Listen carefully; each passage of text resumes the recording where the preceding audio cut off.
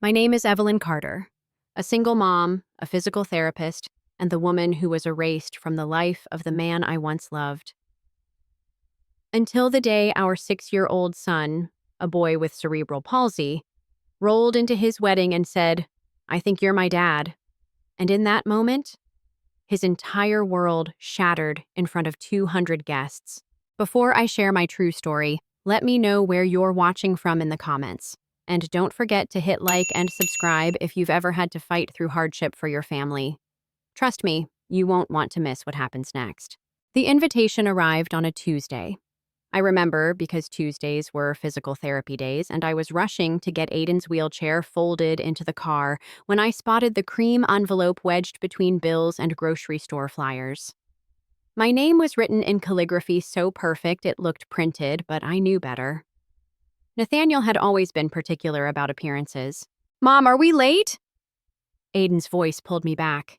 He was already buckled in, his thin legs dangling from the car seat, the morning sun catching the metal of his leg braces. "No, baby, we're right on time." I tossed the mail onto the passenger seat and started the engine. But that envelope seemed to glow in my peripheral vision the entire drive to Seattle Children's Hospital. It wasn't until we were in the waiting room, Aiden absorbed in a puzzle book while we waited for Marcus, that I finally opened it.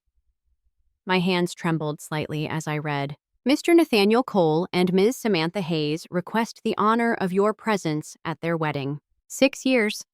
6 years of silence, and now this." I stared at the date, 3 weeks away, and the location. Some vineyard in Napa Valley, of course. Nothing but the best for the CEO of Vision Forge. "That must be some letter." Marcus's warm voice made me jump. He stood there in his usual scrubs, that easy smile that had become so familiar over the past 2 years of Aiden's therapy sessions. I quickly folded the invitation. Just junk mail. He raised an eyebrow but didn't push. That was Marcus, always knowing when to give space. "Ready for some fun, Aiden?" My son's face lit up. "Can we work on the parallel bars today? I want to show you how long I can stand." As they headed to the therapy room, I remained frozen on the bench, the invitation burning in my hands. I should throw it away, burn it, pretend it never arrived. But Aiden's question from last week echoed in my mind. "Mom, is my dad real? Or is he like Santa Claus?" That night, after Aiden was asleep, I sat at my kitchen table with a glass of wine and my laptop. The invitation lay beside me like an accusation. I opened my email drafts, a folder I hadn't touched in years. 37 unsent emails to Nathaniel. Ultrasound photos. Updates about the pregnancy, the diagnosis, Aiden's first smile, his first word, the day he got his wheelchair. All blocked, all returned unread by some corporate firewall. I picked up my phone and called my mother. She answered on the second ring, even though it was past 10. "He invited me to his wedding," I said without preamble. The silence stretched so long I thought we'd been disconnected. Then, "Oh, Evie, Aiden's been asking about him." My voice cracked. What am I supposed to tell him? That his father is marrying someone else? That he never wanted to know him? "You tell him the truth," my mother said softly. "That sometimes adults make choices that hurt, but it's never the child's fault." After we hung up, I found myself standing in Aiden's doorway. He slept curled on his side, one arm thrown over his stuffed dinosaur. The moonlight highlighted the surgical scars on his legs, the slight twist in his spine that would never fully straighten. My brilliant, curious, resilient boy who'd never had a father to teach him to throw a ball or build a fort. I made my decision then. We would go to that wedding, not for revenge or drama, but because Aiden deserved to see his father at least once, to know he was real. The next morning, I caught Marcus in the hospital cafeteria during his break. "I need a favor," I said, sliding into the seat across from him. "Can you watch Aiden in 3 weeks? Just for a weekend." He studied my face. "Everything okay?" I thought about lying, but Marcus had been there through too much. The first time Aiden had a seizure during therapy. The day we got the cerebral palsy diagnosis confirmed. The nights I'd broken down in the hospital parking lot, overwhelmed by doing this alone. "Nathaniel invited me to his wedding." Marcus's coffee cup paused halfway to his lips. "Nathaniel as in..." "Aiden's father. Yeah, Evelyn." The way he said my name held so much concern, protectiveness, something else I wasn't ready to examine. You don't have to do this. Actually, I think I do. I pulled out the invitation, smoothing it on the table. Aiden's been asking about him, and I need closure. We both do. Marcus set down his cup, his dark eyes serious. Then I'm coming with you. Marcus, as a friend, he said quickly. You shouldn't face this alone, and Aiden will need support too. I wanted to protest, to insist I could handle it. But the relief that flooded through me was overwhelming. He doesn't know, I whispered. Nathaniel, he doesn't know about Aiden. Marcus reached across the table, his hand covering mine. Then maybe it's time he did. The Napa Valley in September was golden, like something from a movie. Rows of grapevines stretched toward mountains hazed with afternoon heat. The wedding venue, a restored Victorian mansion, sat like a jewel among the vineyards. Everything was perfect, too perfect. I smoothed my dress again, a simple navy blue that wouldn't draw attention. Beside me in the rental car, Aiden fidgeted with his bow tie. I'd let him pick it out himself. Dinosaurs, of course. His wheelchair was folded in the trunk, but he'd insisted on using his walker today. I want to stand tall, he'd said that morning, breaking my heart a little more. You sure about this? Marcus asked from the driver's seat. He'd been quiet most of the drive from San Francisco, giving us space to process. No? I helped Aiden with his walker as we got out. But we're here now. The ceremony was on the back lawn, rows of white chairs facing an arch dripping with roses. We slipped in just as the music started, taking seats in the back. I kept Aiden close, my hand on his shoulder, feeling the tremor of effort as he stood with his walker. Then I saw him. Nathaniel stood at the altar looking exactly as I remembered, yet completely different. The same dark hair, now touched with silver at the temples. The same sharp jawline. The same way of holding himself like he owned the world. Because he did, didn't he? Or at least a significant chunk of the tech industry. The bride appeared. Samantha Hayes, Instagram influencer with 2 million followers. I'd looked her up, of course. 26, blonde, perfect in that carefully curated way. She floated down the aisle in a dress that probably cost more than my annual salary. Is that him? Aiden whispered, too loud in the hushed atmosphere. Is that my dad? Heads turned. Just a few at first, smiling at the cute kid. Then more, as Nathaniel's voice faltered mid-vow. His eyes found us in the back row, and I watched the exact moment his world shattered. The officiant repeated the line. Nathaniel didn't move. He stared at Aiden like he was seeing a ghost or a mirror, because even from this distance, the resemblance was undeniable. The same eyes, the same stubborn chin, the same way of tilting his head when confused. Nathaniel? Samantha's voice was sharp with panic. The entire garden held its breath. That's when Aiden, my brave, impossible child, started walking. Not toward the exit, like I desperately wanted, but down the aisle. His walker clicked against the stone path, each step deliberate. Aiden, no! I started after him, but Marcus caught my arm. Let him, he murmured. This is why you came. 200 guests watched a 5-year-old with cerebral palsy make his way toward the altar. Some filmed on their phones. Others whispered behind programs. Samantha's bridesmaids looked ready to faint. Aiden stopped just short of the altar, breathing hard from the effort. He looked up at Nathaniel with those eyes, his father's eyes, and said clearly, My name is Aiden. I think you're my dad. The silence was deafening. Nathaniel's mouth opened, closed, opened again. His best man, someone I vaguely recognized from the old days, looked like he might tackle Aiden to protect the ceremony. This is a joke, Samantha hissed. Nathaniel, tell me this is some sick joke. But Nathaniel wasn't looking at her. He'd dropped to one knee, bringing himself to Aiden's level. His hand reached out, trembling, stopping just short of touching. How old are you? His voice was hoarse. 5 3/4. Aiden tilted his head. Mom says I have your eyes. Do you think that's true? I forced myself to walk then, each step feeling like a mile. The guests parted like I had something contagious. Maybe I did. The contagion of truth in a place built on carefully constructed images. Evelyn, My name on his lips after 6 years was a punch to the gut. Hello, Nathaniel. I kept my voice steady, my hand finding Aiden's shoulder. I'm sorry, we didn't mean to interrupt. We can go. Don't you dare! The vehemence in his voice surprised us both. He stood slowly, his eyes never leaving Aiden. Don't you dare leave. Nathaniel?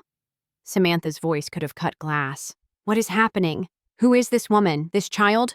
The wedding coordinator was frantically whispering into her headset. The photographer had stopped taking pictures. The string quartet sat frozen with bows raised. We should discuss this privately, I said. No.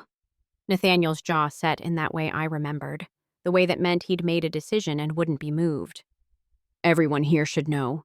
This is... He looked down at Aiden again and his voice broke. This is my son. The explosion was immediate. Guests erupted in shocked conversations. Samantha ripped her veil off, mascara already running. You have a child? A child you didn't tell me about? I didn't know. The words came out desperate, aimed at me. Evelyn, I swear to God, I didn't know. I pulled the folder from my bag, the one I'd carried for 6 years like some kind of talisman. 37 emails, starting with the positive pregnancy test. I handed it to him with steady hands. All blocked by your corporate server, all returned unread. He flipped through the pages, his face growing paler with each one. Ultrasounds, medical reports, a photo of newborn Aiden in the NICU, tubes and wires surrounding his tiny body. The cerebral palsy diagnosis came when he was 18 months, I continued, my voice clinical. It was easier than emotion. Mild spastic diplegia. He's brilliant, though. Already reading at a 2nd grade level, loves dinosaurs and space and building things. Aiden piped up. I like building things. Mom says I get that from you. The wedding dissolved into chaos. Samantha fled in tears, her bridesmaids chasing after her like a designer-clad army. Guests milled about uncertainly, unsure whether to stay or leave. The wedding coordinator looked ready to have a breakdown. The Oak Room is private, Nathaniel said, still staring at the papers in his hands. We can talk there. I wanted to refuse, to take Aiden and run back to our safe, small life in Seattle. But my son was looking between us with such hope on his face. Marcus stepped forward. I'll take Aiden to see the gardens. Give you 2 time to talk. I watched them go, Aiden chattering excitedly about the fancy flowers as Marcus helped him navigate the gravel paths. Then I followed Nathaniel into the mansion, hyper-aware of the whispers following us. The Oak Room was all leather and old money, the kind of place where million-dollar deals were probably made over brandy. Nathaniel poured himself a scotch with shaking hands, offering me one. I shook my head. Start from the beginning, he said. Please. So I did. The positive test 2 weeks after he'd told me Vision Forge was his only priority now. The way his assistant, Miriam, had started screening my calls. The emails that bounced back with corporate speak about protecting Mr. Cole's focus. I sent the ultrasound photos through your personal email, I said. The one only 12 people had. It was blocked too. He was already pulling out his phone, fingers flying across the screen. His face darkened with each swipe. They're all here, in a folder marked Spam, Do Not Review, every single one. Miriam, we said in unison. She had access to all my accounts. He continued, sinking into a chair. Said she was protecting me from distractions, from gold diggers trying to... He looked up at me, horror dawning. Oh God, she knew. She knew, and she decided you were trying to trap me. I wasn't asking for money. The old anger flared, surprising in its intensity. I was asking if you wanted to know your child, to be part of his life. When the email stopped working, I tried calling, the hospital, your parents' house, everything was blocked. My parents? His voice went deadly quiet. Your mother told me I should be grateful you'd moved on, that a baby would have ruined your trajectory. I laughed, bitter. Trajectory, like you were a rocket ship that couldn't be weighted down by human connections. Nathaniel drained his scotch. Where's Miriam now? Still your chief of staff, according to LinkedIn. His laugh was harsh. Not for long.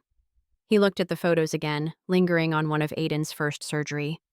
Cerebral palsy, is it... He'll never run marathons, maybe never walk without assistance. But he's brilliant, Nathaniel. Scary smart. He built a working model of the solar system out of Legos and old Christmas lights.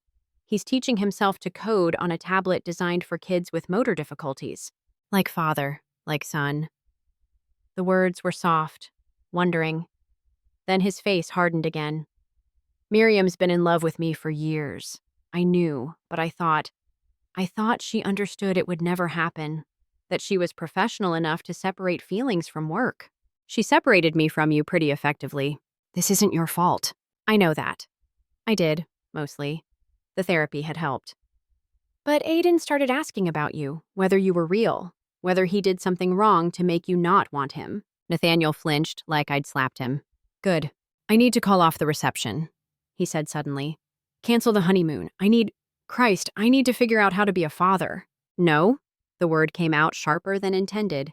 You don't get to flip his world upside down because you suddenly feel guilty. Aiden needs stability, routine, not some tech billionaire playing daddy when it's convenient. That's not... He stopped, visibly collecting himself. You're right, I'm sorry. Tell me what he needs. Tell me how to do this right. A knock interrupted us. Marcus peered in, Aiden on his hip. Sorry, but someone's getting tired, and there's quite a crowd forming outside.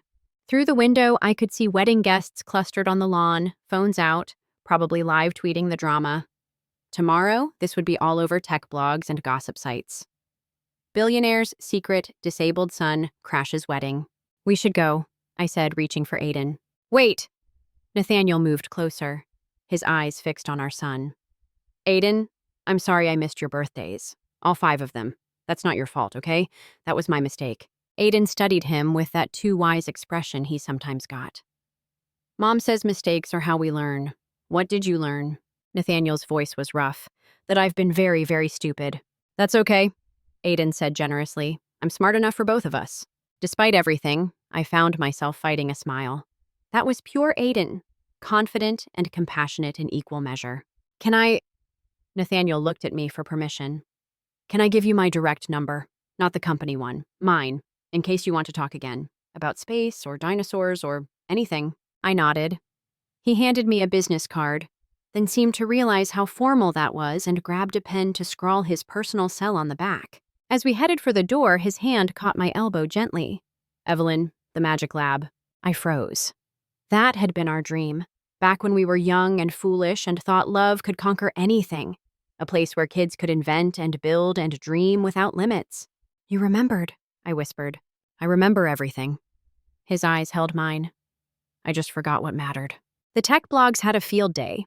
Vision Forge CEO's secret son revealed at wedding. Billionaire's bride flees after disabled child claims paternity. The code he couldn't debug, a father's failure. I kept Aiden away from screens that week, but kids at his therapy group had older siblings. They talked. By Wednesday, even the hospital staff were giving me those looks. Part sympathy, part curiosity, part judgment. You're famous, Marcus said during Aiden's Thursday session. Or infamous. The internet can't decide if you're a hero or a villain.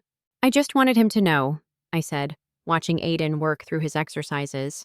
I didn't mean for it to become this. I know. Marcus guided Aiden through a stretch, his hands gentle and sure. But maybe this is what needed to happen. The truth, messy as it is. That evening, Nathaniel called. Can I come by? Not to the house. Somewhere neutral. I have something for Aiden. We met at the park near the hospital, the one with the accessible playground. Nathaniel looked different. Jeans and a hoodie instead of his usual suits, shadows under his eyes like he hadn't been sleeping. Hi, Aiden said, suddenly shy. Did you cancel your wedding because of me? Nobody.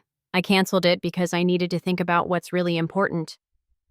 Nathaniel knelt again, seeming to understand instinctively that eye level mattered. I brought you something. Well, started something. I hoped maybe we could work on it together. He pulled out a tablet, swiping to reveal blueprints. My heart stopped. They were wheelchair designs, but not like anything on the market. Sleek, adaptable, with features I'd never seen. It's just concepts now, Nathaniel said quickly. But I thought, you know so much about what works and what doesn't. Maybe you could help me design the perfect chair, your chair. Aiden's eyes went wide. He looked at me for permission and I nodded, not trusting my voice. For the next hour, they huddled over the tablet. Nathaniel listened. really listened, as Aiden explained how hard it was to reach things, how the brakes sometimes stuck, how he wished he could adjust the height himself. He took notes, asked questions, treated my 5-year-old like a consulting engineer. "The magic chair," Aiden announced finally. "That's what we'll call it." "Perfect," Nathaniel agreed. He glanced at me. "If your mom says it's okay, maybe we could work on this together, once a week?" "Twice," Aiden negotiated immediately. "Aiden, he's right," Nathaniel said. "Twice a week, if that's all right with you, Evelyn." I wanted to say no, to protect Aiden from disappointment when Nathaniel inevitably got bored or busy or distracted by the next big thing. But my son was looking at me with such hope. "Supervised," I said finally, "and at his pace. The moment this becomes too much, we stop." Nathaniel agreed immediately. His health comes first, always. The first session was at Vision Forge headquarters.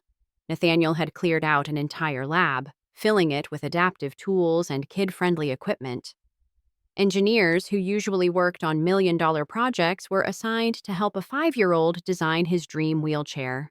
"This is too much," I protested. "This is what I should have been doing all along," Nathaniel countered. "Using what I have to help him, to help you both." Aiden thrived. He charmed the engineers, asked questions that made them think differently, approached problems with the unique perspective of someone who lived the challenges they were trying to solve. But by the 4th week, I noticed the fatigue, the way he'd lean heavily on his walker, the tremor in his hands after too much excitement. During the 5th week session, it happened. The spasm hit mid-sentence, his whole body seizing as the cerebral palsy reminded us it was always there, always waiting. "Ambulance!" someone shouted, but I was already on the floor, turning him on his side, checking his airway. "No ambulance," I said firmly. "This is normal. Just give us space." But when I looked up, Nathaniel's face was white with terror. He stood frozen as I timed the seizure, murmured soothing words to Aiden, kept everyone calm through practiced routine. When it passed, when Aiden was exhausted but okay in my arms, Nathaniel finally moved. He dropped beside us, tears streaming down his face. "I'm sorry," he whispered. "I pushed too hard. I got excited and forgot." "Stop." Aiden's voice was weak but firm. "Not your fault. It just happens sometimes." Marcus arrived within minutes. I'd texted him from habit. He took in the scene, the terrified engineers, Nathaniel's distress, my forced calm. "Let's get him home," he said simply, scooping Aiden up with practiced ease. "He needs rest." As we left, I heard Nathaniel tell his team to dismantle the lab. My heart sank. Of course. First sign of difficulty and he was running, just like before. But the next morning, he was at my door with coffee and a completely redesigned schedule. "Marcus and I talked," he said. "Shorter sessions, built-in rest breaks, a medical professional on site. I'm learning, Evelyn. Give me a chance to learn." I took the coffee, noting he'd remembered my order after all these years. "You talked to Marcus?" "He's protective of you both." Rightfully so. Something passed over Nathaniel's face. "He's a good man. Aiden's lucky to have him." "We're lucky," I corrected and meant it. Winter came early to Seattle that year. By November, rain was a constant companion, and Aiden's joints ached more in the cold. But twice a week, he insisted on his sessions with Nathaniel, now relocated to a smaller, cozier lab closer to home. The magic chair was evolving. What started as a mobility device had become something more. A symbol of what was possible when people truly listened to those they were trying to help. Aiden's insights had led to innovations that Vision Forge's engineers were calling revolutionary. "He's patenting them in Aiden's name," Marcus told me one evening. We were in my kitchen, sharing Chinese takeout while Aiden slept upstairs. "Every modification, every innovation. Your son's going to have quite the portfolio by the time he's 18. "That's not why we're doing this," I said. "I know," Marcus smiled, "but it's nice that he's thinking about Aiden's future." The truth I didn't want to examine. Nathaniel was trying, really trying. He'd hired a disability consultant to educate his entire company. He'd started a scholarship program for kids with mobility challenges interested in STEM.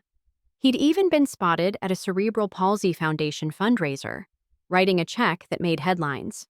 "You're thinking too loud," Marcus said, stealing a dumpling from my plate. "He's different," I admitted. Or maybe he's who he always could have been if… I trailed off. If Miriam hadn't sabotaged everything? Marcus's voice was gentle.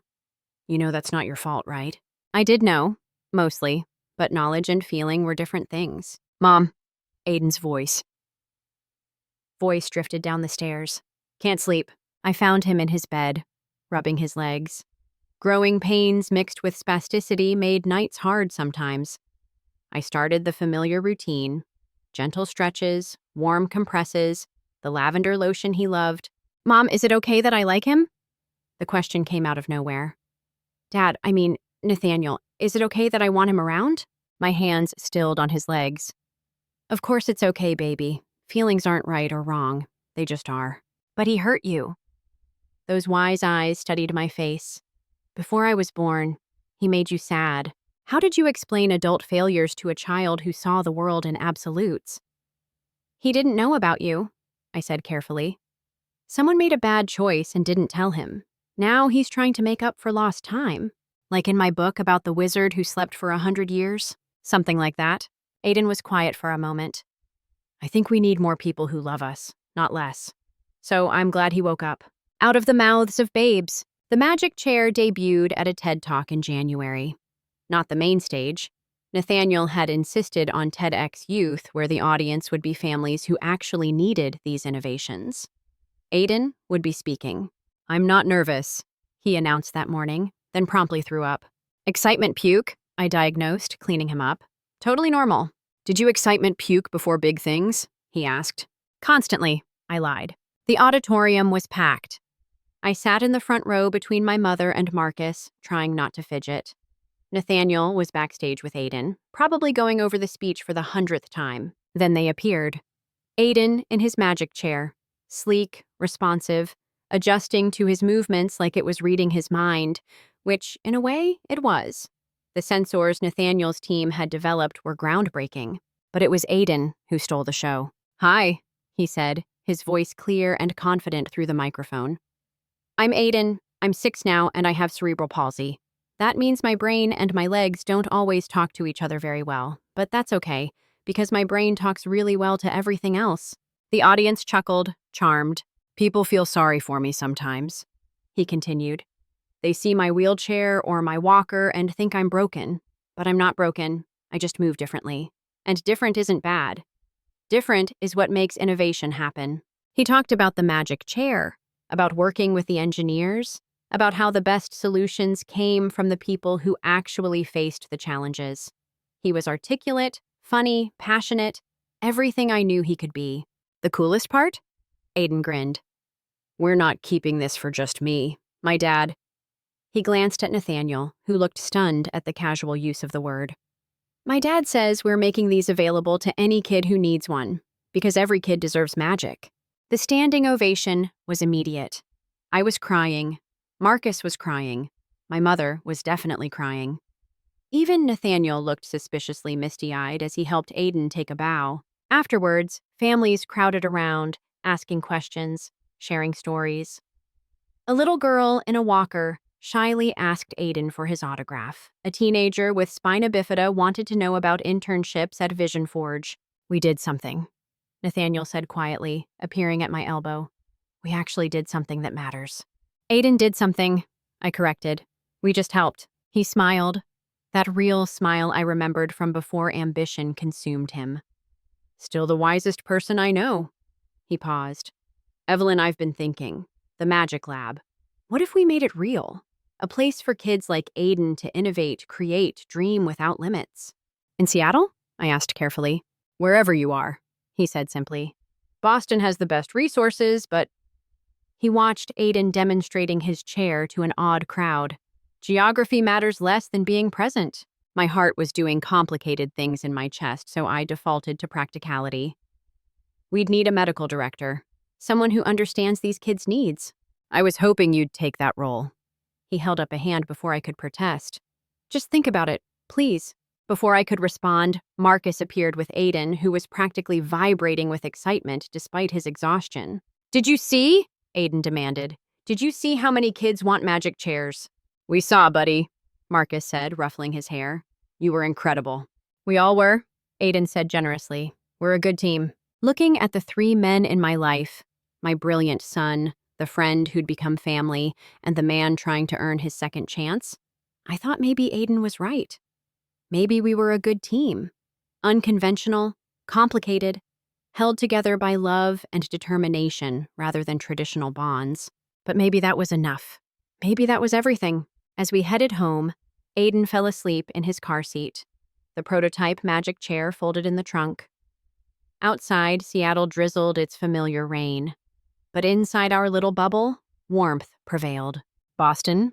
Marcus asked quietly from the driver's seat. Maybe, I said, surprising myself, if we all go. He glanced at me in the rearview mirror, a smile playing at his lips. Define all.